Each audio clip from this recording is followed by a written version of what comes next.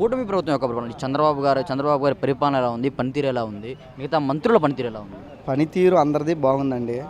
కాకపోతే ఇప్పుడే ఏర్పడిన ప్రభుత్వం కాబట్టి ఇంకా ముందుంది. రావాల్సిన పథకాలు ఇంకా చాలా ఉన్నాయి. అవన్నీ అమలు అవుతుంటే ప్రజల దృష్టికి వెళ్తాయి. ఈ 6 నెలల్లో మీకు ఎలా అనిపించింది? ఈ 6 నెలల్లో జరుగుతున్నాయి, బాగున్నాయి. మీరు గమనించిన మార్పు ఏంటి? 6 నెలల్లో రాష్ట్రంలో మీరు గమనించిన మార్పు ఏంటి? రాష్ట్రంలో గమనించిన మార్పు అంటే ఏదైనా తుఫాన్లు ఉధృతులు వచ్చినా, ఏదైనా వర్షాకాలంలో పంటలు నష్టపోయినా స్వయంగా దాన్ని వాళ్ళ దృష్టికి తీసుకుపోయి ఎమ్మెల్యేలు, ఎంపీలు కానీ మొన్న పవన్ కళ్యాణ్ గారు రేషన్ బియ్యం పట్టుకోవడం కానీ ఇలాంటివి స్వయంగా వాళ్ళే వెళ్ళి వాటిని సీజ్ చేయటం, అక్రమంగా ఏమైనా జరుగుతుంటే ఏదైనా ఆపద వస్తే ఆదుకోవటం, అలా పనితీరు బాగుందండి. రీసెంట్గా పెట్టిన రెవెన్యూ సదస్సులు పెట్టారు, వాటి మీద మీ అభిప్రాయం ఏంటి? రెవెన్యూ సదస్సులు పెట్టినారు. అది ఎందుకు పెట్టారంటే పోయినసారి జగన్ గారు మా పొలాల్లో రోడ్లకి రాళ్ళకి మొత్తం రాళ్ళు బాధించుకొని జగనన్న సురక్ష రాళ్ళు పెట్టి చెన్ని కోట్లు పెట్టి ఆ రాళ్ళు తెప్పించుకొని బాధించుకున్నారు.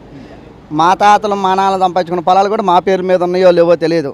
సరే అదివరకు అగ్రిమెంట్లు ఉన్నాయి, రిజిస్ట్రేషన్లు అవి ఉన్నాయి.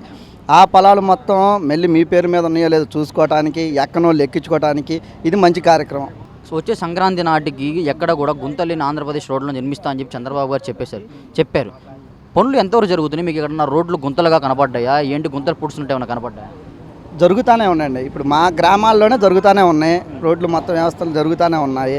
అదివరకు జగన్ అన్నాడు చూడు, మాట ఇస్తే తప్పేది ముందుకెళ్ళటం, ఆయన తప్పటం మెలకొని వెళ్ళిపోవటం. ఈయన మాట ఇవ్వకపోయినా ఇచ్చినా చంద్రబాబు నాయుడు గారు ముందుకు వెళ్తూనే ఉంటాడు.